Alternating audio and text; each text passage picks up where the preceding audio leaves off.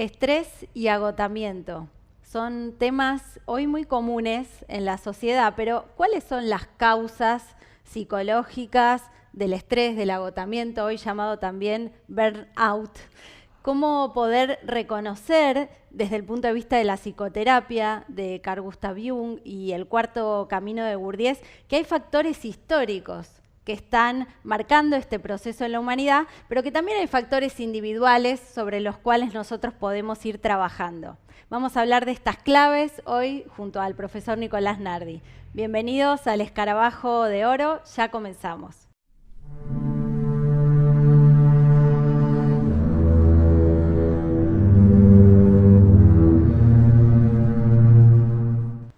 Bien, vamos a analizar, Florencia. Primero ver cuál es la definición oficial, lo que cualquier persona buscando en internet o en un diccionario busque qué es el estrés para tratar de identificar esto en sí mismo, o porque ha escuchado o porque asocia lo que le sucede a esta palabra, que es en realidad un proceso más que una palabra. Bueno, la definición oficial es que el estrés es la reacción de nuestro cuerpo a un desafío o demanda de nuestro cuerpo. Prestemos atención a lo que se dice, habitualmente asociado al cerebro. Vamos a hacer una observación acerca de eso y vamos a explicar que en realidad el proceso del estrés, vamos a ir desarrollando luego, no solamente es un proceso físico, porque acá estamos hablando de una psicología humana y no de un animal, porque los animales también tienen estrés cuando se los cambia de hábitat. Esto también se usa para hablar del reino animal. Aquellos amantes de los animales han identificado esto con mucha claridad como uno de los problemas que tienen los animales cuando se los cambias de hábitat, lo cual le produce una tensión que en el animal es netamente instintivo eso, porque sus instintos no se pueden expresar naturalmente, según las leyes de la naturaleza. Pero en el humano hay un factor además psicológico, el estrés, y todo lo psicológico se va a expresar a través de nuestro cuerpo. Así que esa definición es limitada si hablamos de un ser humano. No solamente es el síntoma físico que tenemos en común con los animales, pero además tenemos una mente que no es el cuerpo. Y esto es lo que nosotros hablamos mucho desde nuestro canal y de nuestra enseñanza. Por otro lado, ese es un tema, analizar que el estrés en pequeños episodios o en una dimensión o en determinadas circunstancias no necesariamente es algo negativo. Y claro, esto automáticamente me puede llevar a querer cambiar el video. Porque ¿cómo vamos a decir que un proceso que es incómodo puede ser positivo? Vamos a ir desarrollando eso y preguntarnos si no tiene que ver con un mecanismo de protección, tanto a nivel físico como psicológico. Un aviso de una incomodidad que nos puede evitar un peligro físico y un aviso también psicológico de una incomodidad emocional que nos puede también evitar problemas emocionales. Claro. Pero eso es más sutil, así que vamos a ir con Florencia viendo todo el detalle del proceso del estrés. Sí, Nicolás, bueno, planteaste una idea muy importante, varias ideas, ¿no? Una tiene que ver con empezar a superar dualismos, ¿no? En los que habitualmente caemos. Uno es el falso dualismo mente-cuerpo. Totalmente. Que tiene una causa histórica bastante larga, ¿no? Muy compleja, que se expresa como el dualismo entre ciencia y religión, que ni uno termina siendo ciencia ni otro termina siendo verdadera religión. Totalmente, y hoy superado en gran parte por los estudios de las neurociencias de la rama que continúa también el grupo del Dalai Lama, ¿no? Con Francisco Varela a la cabeza y demás, donde ya plantean una superación de ese dualismo y la interacción mente y cuerpo es mucho más compleja de lo que se creía, ¿no? Pero necesitamos empezar a verlo como una unidad. De esto ya habló Jung hace un siglo atrás, ¿no? Cuando él afirmaba de que somos seres psicobiológicos, ¿no? Bueno, y el doctor Maurice Nicoll, discípulo de Gurdjieff, también ya en 1900 y pico hacía estudios pioneros de cómo cambios psicológicos influían en las redes neuronales. Pero presten atención, cambios psicológicos, no cambios neuronales. Lo cual hoy derivó eso en un materialismo tomado como cambios estrictamente cerebrales. Claro. Y acá hablamos de un cambio psicológico, ¿no? Exacto. Entonces sí podemos hablar, como vos decías, de que hay un estrés en el mundo animal. Totalmente. Esto, bueno, observable nada más cuando el animal está viviendo una situación totalmente atípica, ¿no? O sea, es extraído de su hábitat natural, por ejemplo en los zoológicos, en los circos, ¿no? Esto ya es bastante evidente, donde esto lleva a la enfermedad, al animal. Pero también podríamos hablar de un estrés natural en el mundo animal, refiriéndonos a estos procesos que se desencadenan desde el punto de vista de la adrenalina, de las hormonas, no tan descritos en la fisiología, un tema que se estudió, pero desde una perspectiva materialista, y para nosotros equivocada, donde el animal frente a un ataque, cuando tiene que defenderse o un animal predador que tiene que salir a cazar y luchar por su supervivencia, vive situaciones que podríamos llamar como situaciones de estrés, pero un estrés natural y un estrés que, digamos, se acota a una situación particular. Me acuerdo que contaba un ejemplo que daba Krishnamurti en un video, diferenciando esto de cómo es el animal del ser humano, ¿no? Donde dice el perro, por ejemplo, un perrito, se pelea con otro, ¿sí? Tiene una lucha encarnizada o una pelea con otro, pero cuando se da vuelta a la esquina ya está, ya se olvidó, no sigue con el rencor, con el odio, ¿no? Y bueno, y los seres humanos qué diferentes que somos, ¿no? Totalmente. Porque a ese proceso se le agregan muchos aspectos emocionales, emociones negativas y demás que pueden extenderse durante años o durante toda una vida. Totalmente, totalmente. Bueno, Florencia, ¿te parece que analicemos las causas? Vamos a explicar dos procesos en esto, ¿no? Sí. Para ordenar la explicación del proceso del estrés entre causas externas por un lado y causas psicológicas. Es muy importante esto que vamos a hablar desde nuestro punto de vista, porque en nuestro estado habitual mental, los estados que tenemos, los estados son intelectuales, emocionales, motrices y sexuales de la mente. Ya no hablamos solamente del cuerpo, aunque incluye todo siempre el cuerpo. Como dijimos, no hay tal dualismo, en verdad. Tenemos que nosotros intentar, por medio de la autoobservación, identificar con claridad qué nos está pasando.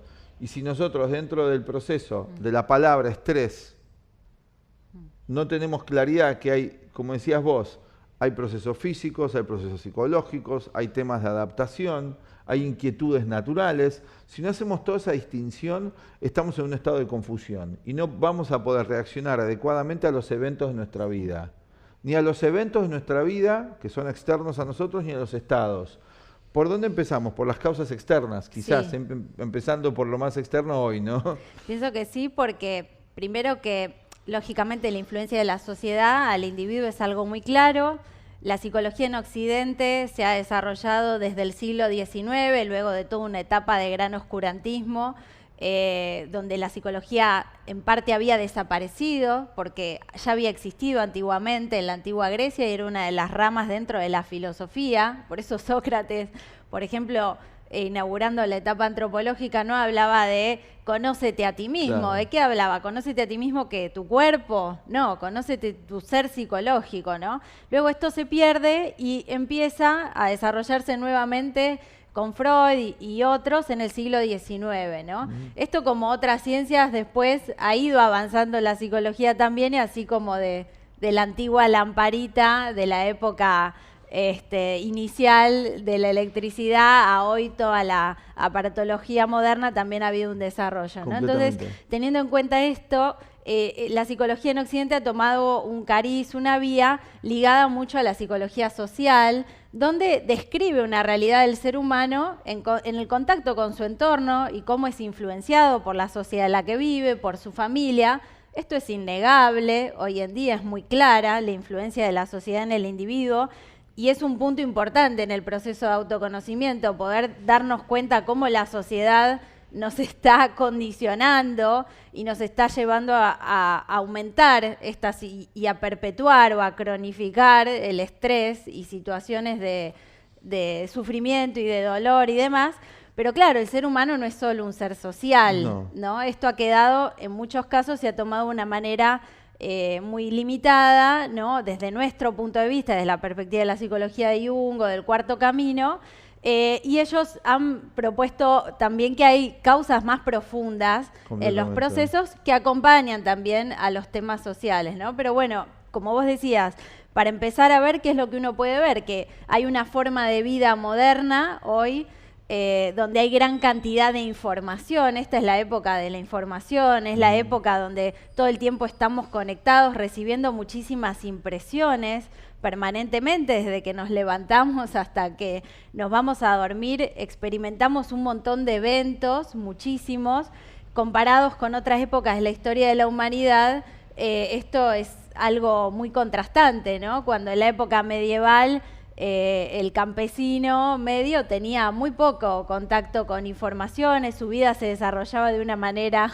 mucho más tranquila, en contacto con la naturaleza, no tenía tantos estímulos y eso en un nivel le producía menos estrés. Ahora, ¿no tenía ningún estrés el ser humano en otra época? Esto que vos estás explicando, porque acá tenemos por un lado la situación de la época actual, que es una realidad, que hay que tratar de comprender, como vos describís, diferenciando de otras épocas, porque para entender nuestro tiempo tenemos que comparar, aunque hoy día hay pseudopsicologías que están diciendo que uno no tiene que comparar, lo que uno no tiene que hacer es sentirse mejor o justificarse en la comparación, pero si el ser humano compara no puede percibir. Esto es parte del aprendizaje humano, la comparación. Entonces, si comparamos nuestra época a otra época, como muy bien vos decías, esta es una época muy compleja y es una época que nos lleva objetivamente, como pusiste vos acá, objetivamente nos lleva a una situación de peligro. Entonces, eso ya va a causar una cantidad de estrés, aunque no nos guste escuchar esto. Sí. Y el peligro no solamente es el peligro en cuanto a la seguridad física, en cuanto a que nos pueden robar, nos pueden asaltar, una realidad muy concreta hoy. Ese es un factor, el tema de la seguridad física. Pero hay otras amenazas en el mundo moderno que claro que le piden al individuo que desarrolle otras capacidades, otros tipos de peligros, los peligros psicológicos que tenemos en este momento, los peligros económicos. Es una sociedad, es un mundo del peligro. Y por más que esto nos parezca deprimente describirlo, es importante saberlo, porque imagínense que como algunos países lamentablemente hoy tienen guerras muy concretas donde les caen las bombas, que el individuo que está viviendo en ese lugar rechace el hecho de que están cayendo bombas. Ya está ahí. Piensen en estas cosas, traten de reflexionarlo, aunque parezca mala onda hoy y que no conviene mencionar esto, pero es una realidad humana. Ya estás ahí, estoy en esa situación, tengo que prepararme para esa situación.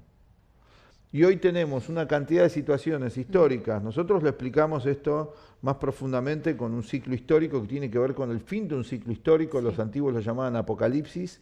Revelación es un cambio histórico importante donde es un mundo de peligros. Y esto es objetivo. Por un lado, esto no es mala onda. Y la buena noticia es que tenemos salidas a esto y podemos prepararnos. Por esto estamos haciendo el video y por eso nuestro director hace 60 años se decidió, identificando el problema de nuestra época. Hace 60 años estamos hablando. La situación era tan crítica. Dijo, bueno, acá vamos a ver, hay una ayuda para nosotros los humanos, primero para él, después para los otros, para poder enfrentar la vida con herramientas. Entonces, el peligro está. Y por otro lado está el tema subjetivo que vos explicabas, que es toda la vida actual, ¿no es cierto?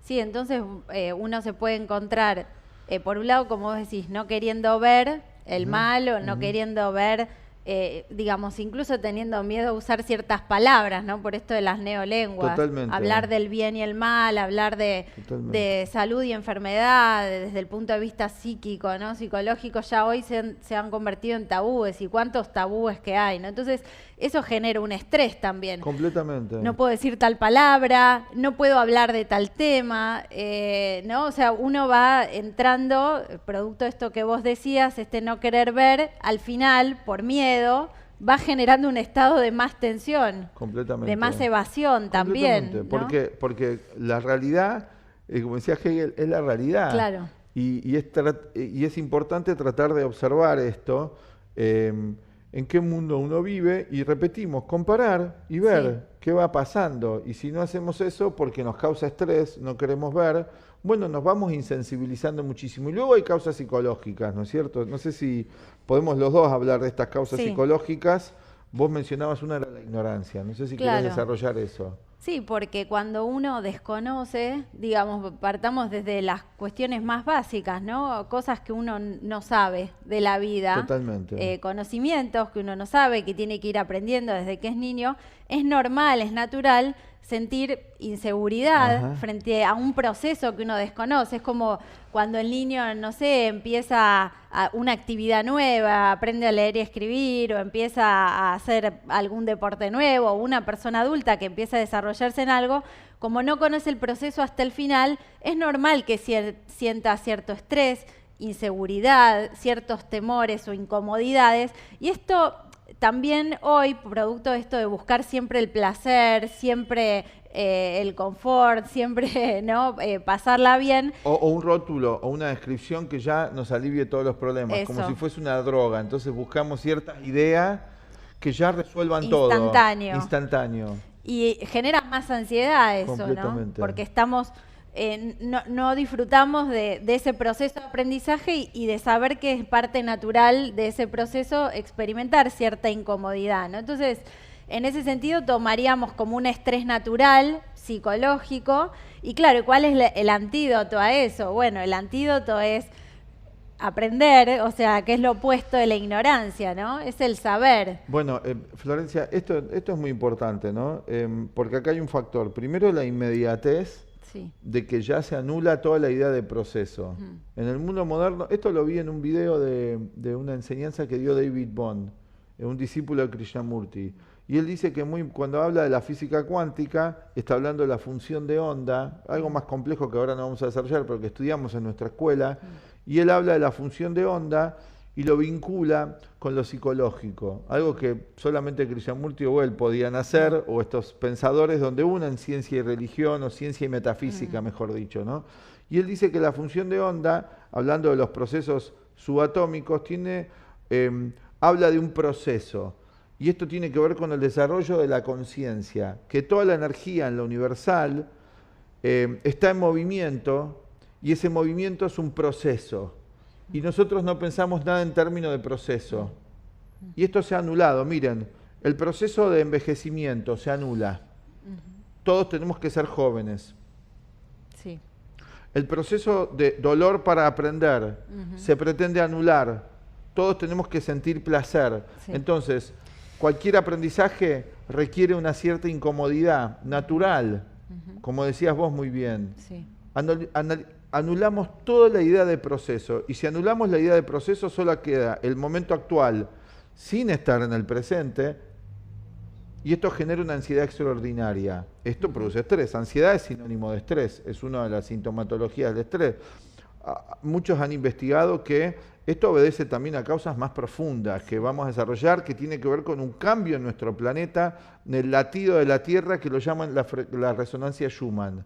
Cuando en tu cuerpo se acelera el ritmo cardíaco o está más lento, cambia y altera la percepción eso. Cualquier persona que tiene este síntoma lo puede verificar. O me puedo marear, pero me va a alterar la percepción. Imagínense algo extraordinario, que nuestra Tierra está haciendo ese cambio de latido, de sus pulsaciones y de sus tiempos.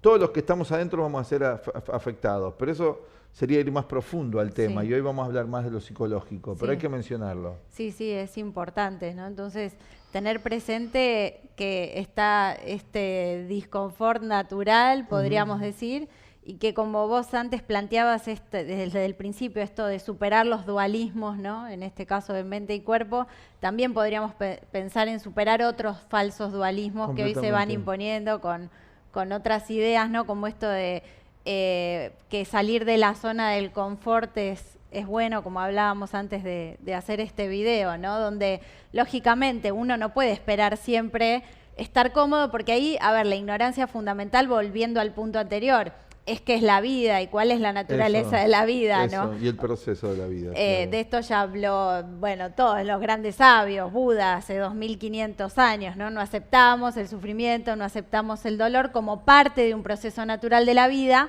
Eso no significa que uno vaya a buscar el dolor.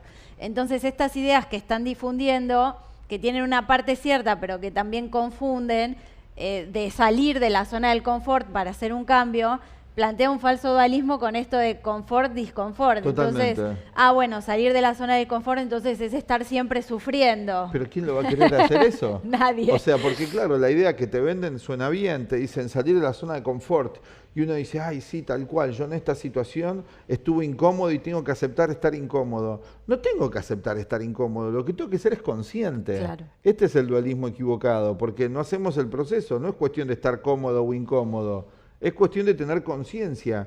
Y en ese proceso cada uno, según su tipo psicológico, lo va a ir tomando con diferentes matices. No todos tenemos que tener la misma reacción sutil frente a los eventos. No. Algunos somos un poco más inquietos, otros más pasivos, y está bien eso es el tipo psicológico de cada uno. Sí, sí, sí. De hecho, bueno, justamente la solución a las dualidades es buscar el equilibrio, buscar la tercera fuerza, ¿no? De esto hablaron todos los grandes sabios. Jung planteó mucho esta idea de la conjunción de los opuestos, no verlos como irreconciliables, sino como complementarios, ¿no? Y aceptarlos, pero buscando el equilibrio, saliendo de esos extremismos que nos llevan a cometer tantos errores. Y un ejemplo muy bueno de esto, muy gráfico, es el ejemplo del equilibrista, ¿no? Ah, buenísimo. Porque, o sea, el equilibrista tiene que caminar por la cuerda, ¿no? Sin caerse y llegar a su meta, tiene que justamente trabajar mucho con la tercera fuerza.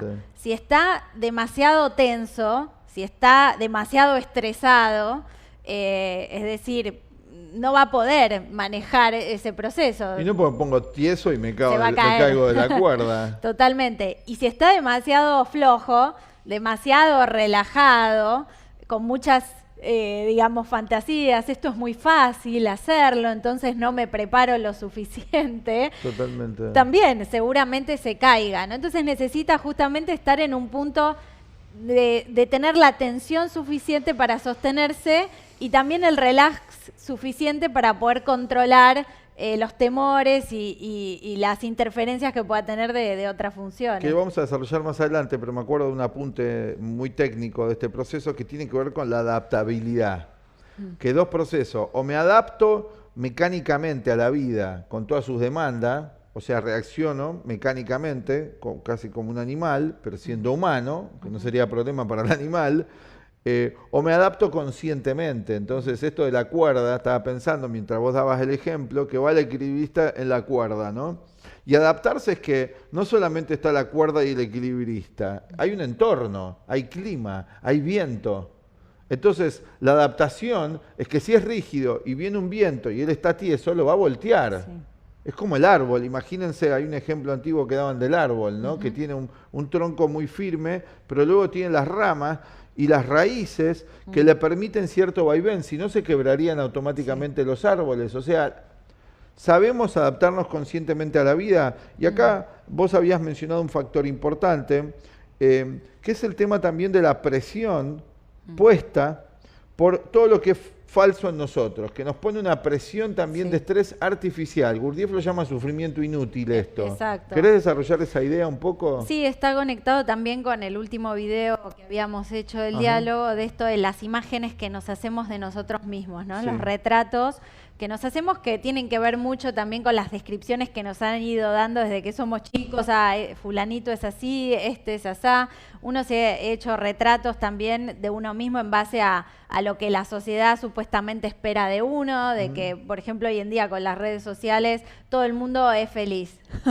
Vos abrís las redes sociales y todos están contentos, felices. Claro, cada uno selecciona la imagen que quiere poner ahí. Totalmente. Una imagen, una instantánea de un segundo, de un momento, que por ahí pones una foto de hace 3 años y por detrás la persona, ¿cómo está? De pronto puede estar totalmente deprimida o con un estado emocional muy negativo, sentirse sola, etcétera. Entonces, esto está operando también como un gran engaño que se transforma en un autoengaño. También este es el problema desde el punto de vista de la psicología que nosotros estudiamos, porque para poder encarar un cambio positivo en nuestra vida tenemos que vernos más objetivamente, tal como somos, y no poder estar poniendo estas imágenes falsas en el medio, ¿no? que distorsionan nuestra visión y nos vuelven muy subjetivos. Entonces, un poco esto de querer sostener estas imágenes permanentemente, nos genera una tensión que en realidad es innecesaria, porque si nosotros nos conociéramos más y supiéramos realmente cómo somos, podríamos mostrarnos de manera más natural, sin temor a que nos descubran, que en realidad no somos eso que estamos queriendo mostrar. Totalmente. Bueno, hablamos de la aceptación, ¿no? La otra vez, y pienso que todo esto del uso del lenguaje actual se ha transformado en algo muy peligroso, ¿no? Sí. Porque han distorsionado todo el sentido de las palabras y ya llevan un montón de asociaciones. En esto de mostrarnos como somos naturales, primero tenemos que dejar de ser naturales. Ese es el proceso, porque no es cuestión de expresar cualquier cosa que a uno se le ocurra. Acá no hablamos de esa naturalidad. No. Esa naturalidad es muy peligrosa y aparte estamos hablando de que si hay en nosotros una falsa personalidad, algo que no es auténtico, que tiene que ver con la ignorancia, con el proceso histórico, con la vida moderna, si nosotros nos expresamos naturalmente, vamos a expresar eso, no vamos a expresar otra cosa, porque eso es lo que hay en nosotros. Vamos a tener que hacer un trabajo interior para descubrir en nosotros lo auténtico. Entonces, eso invita a todo un proceso de cambio psicológico. Vos decías antes, no está la idea, que lo dijiste en otros términos, de la vida como una escuela. No está en el materialismo esa idea. ¿Qué estamos haciendo acá? ¿Esperando el fin de semana largo para tener algún disfrute como una zanahoria para el burro? Pero por Dios, piénsenlo seriamente. Vivir, ahora cambió el mundo porque ahora hay restricciones y ahora estamos en otra etapa, pero de todas maneras psicológicamente sigue la inercia de ese pensamiento. Sí. De vivir del año 365 días, algunos tienen 14 días, 30 de vacaciones, ahora son más permanentes, pero igual sigue ese condicionamiento de inercia mental. Vivir una gran cantidad de nuestra vida para luego tener un momento de distensión. Es totalmente insensato eso. Hemos participado, ya van 2 siglos del materialismo, era industrial y demás, donde hemos ido adquiriendo esta noción falsa de la vida. Eso siempre nos pone en nuestra mente en el futuro. O sea, tenemos que tratar de que nuestro día, que dura 24 horas, con resonancia Schumann se han acortado los días, pero digamos oficialmente 24 horas, tratar de que ese día cierre para nosotros lo más integralmente posible, no perfecto. Entonces esto sería para nosotros un objetivo, ¿no? Totalmente, por eso elegimos para este video poner este gráfico, ¿no? Que es uno de los gráficos que está diseñado por el director de nuestra escuela en base a las ideas de estas psicologías, donde tenemos distintas funciones, distintos centros, ¿no? Y no estamos teniendo en cuenta que en nosotros hay distintas partes con necesidades psíquicas, además de las físicas, que como las necesidades físicas tenemos que satisfacer, comer, respirar, también hay necesidades psíquicas que son vitales, que no podemos omitir, Jung los llama arquetipos, y que en el caso de que las estemos omitiendo, esto va a tener consecuencias. Y una de las consecuencias que tiene es que vivimos en estrés permanente, es que confundimos relajarnos con anestesiarnos, ¿no? Como esto del soma de un mundo feliz, de Aldous Huxley, ¿no? Pero que es hasta literal esto, porque tomamos pastillitas para esto, para lo otro, buscamos algún placer, otras cositas. Podríamos hablar, se me ocurrió ahora que vos mencionaste esto para cerrar, las formas de estrés de las funciones, porque acá hay muchas herramientas, ¿no? Por ejemplo, en el campo intelectual, pensaba como ejemplo, o sea, todos tenemos 4 funciones, hacemos un breve reconto, ¿no? Así como nuestro cuerpo tiene partes, nuestra mente tiene partes también. Una parte intelectual, una función intelectual, una función emocional, una función motriz y una función sexual. Cada una de estas partes, de estas funciones, ha sido diseñada para cumplir un propósito y una función, como la palabra lo indica. En el caso intelectual pensaba el estrés, y el estrés, por ejemplo, lo producen las opiniones a nivel intelectual, que es la parte mecánica de lo intelectual. Que esto tiene un correlato en el vínculo, en la relación, porque quiero sostener mi opinión, entonces entro en conflicto con la opinión del otro, discusiones, conflictos, etcétera, ¿no? Y también produce estrés la opinión en cuanto a no reconocer lo que ignoro. Porque si yo reconozco lo que ignoro de un tema de la vida, me pongo a aprenderlo. Claro. Y sé que me va a llevar un proceso. Y aguanto esa intranquilidad del proceso. Ahora sí, sé todo, soy el Homo sapiens. O creo que no soy capaz de aprender nada. Otra cosa, Otro tal cual. extremismo, ¿no? Totalmente. Digo, entonces, bueno, no hago nada. Totalmente. Me quedo como estoy. Otro problema tal cual, de la función intelectual. A nivel emocional, no sé si vos querés dar un ejemplo. Sí, a nivel emocional, básicamente son todas las emociones negativas. Todas las emociones negativas. Todas las emociones negativas. La más grande es el miedo. Y hoy creo que esto lo podemos ver con más claridad, aunque el miedo tiene distintas formas de expresarse. Pero hoy en día, bueno, el miedo a la muerte, el miedo a la enfermedad, el miedo a la soledad, el miedo, ¿no? Entonces eso lógicamente genera toda una tensión que, volviendo al inicio del video, es psicofísica, o sea, tiene efectos psicológicos y tiene efectos también en nuestro cuerpo. Totalmente. En nuestro sistema inmunológico. Por lo tanto, para sintetizar, creo y cerrar, estas dos funciones, que es la parte instintiva motriz, nuestro cuerpo, y la sexualidad, que tiene dos usos, tomando la parte física solamente, sufren un bombardeo constante, que es nuestro cuerpo, de una mente desequilibrada en el plano intelectual y en el plano emocional. Entonces, hoy se hacen terapias para resolver los problemas instintivos, motrices, problemas físicos de alimentación o problemas sexuales, y desde nuestro punto de vista no van a tener una solución profunda porque la causa está acá, en lo psicológico. Entonces, para que esto empiece a funcionar en armonía, tiene que estar el pensamiento y la vida emocional más integrada. Y esto se ajusta misteriosamente, porque el sistema nervioso, ¿no? Simpático, parasimpático, está dirigido por lo que Jung llama lo inconsciente. Entonces, si hacemos un cambio acá nosotros, desde el plano intelectual y emocional, y logramos más armonía dentro de la medida de lo posible, cada uno vamos haciendo eso, el inconsciente, que se expresa muy a través del cuerpo, va a cooperar. Va a cooperar. Nosotros lo hemos comprobado eso. Muchos ejemplos a través de los 60 años de nuestro director, que trabaja con personas, nosotros somos parte de ese producto, y otras personas con las que trabajamos, que si esto empieza a armonizarte, esto coopera. Sí. Se termina el conflicto. Bien.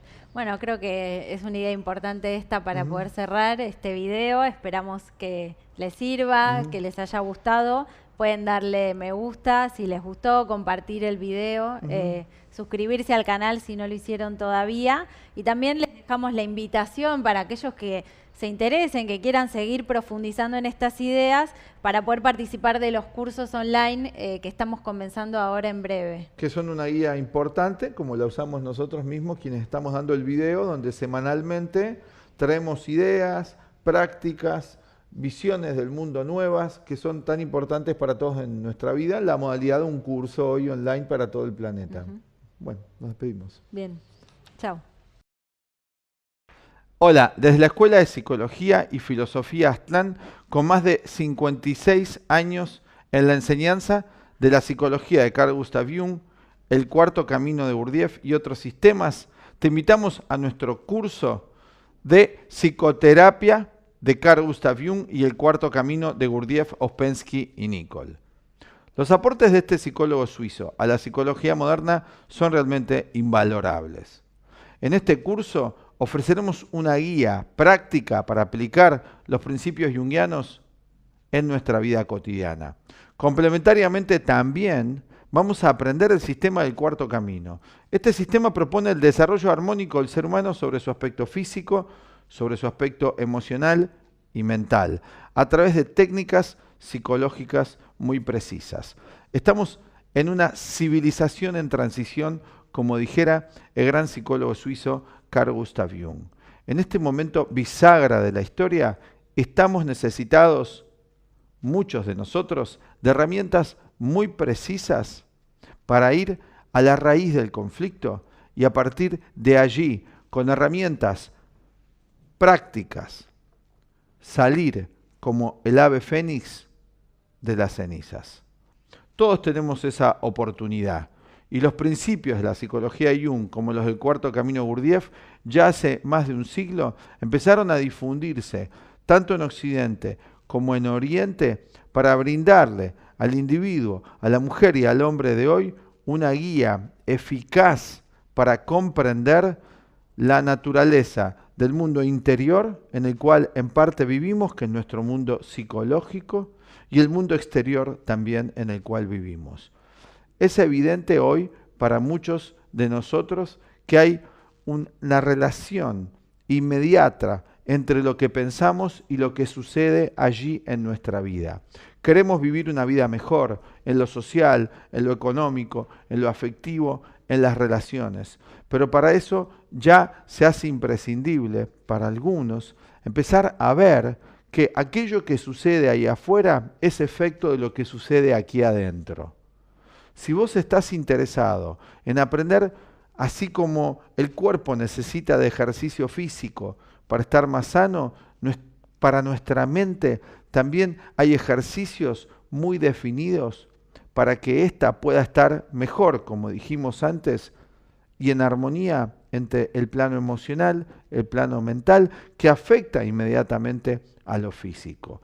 Bueno, si estás interesado en aprender más sobre estos sistemas realmente profundos, realmente alternativos a lo que se está ofreciendo y desconocidos para la mayoría en profundidad, te invitamos a este curso sobre la psicoterapia de Carl Gustav Jung y el cuarto camino. Vas a encontrar acá en nuestro video los teléfonos de contacto para que puedas averiguar bien más acerca de los temas que vamos a ir abordando y cómo es la dinámica del curso. Pero sí te podemos contar que el curso está estructurado en módulos de 4 clases. Vamos a tener clases semanales y en cada clase vamos a ir aprendiendo los principios teóricos y también cómo ir llevándolos a la práctica. Vas a poder ir avanzando y profundizando en módulos mes a mes si a vos te interesa. Ir comprobando la practicidad extraordinaria que puede tener en tu vida tanto el sistema Jung como el sistema del cuarto camino. Ofrecemos para la gran cantidad de seguidores que tenemos en nuestro canal de YouTube, más los canales de Instagram, más Facebook, ofrecemos la modalidad online, que muchos nos los están requiriendo. Ya tenemos más de 100.000 seguidores en nuestro canal de YouTube y nos están pidiendo la parte práctica de lo que vamos transmitiendo en los videos. Semana a semana en la modalidad online vamos a hacer una transmisión en vivo donde vas a poder hacer las preguntas y manifestar tus inquietudes en relación a los temas dados. Te esperamos. Chao.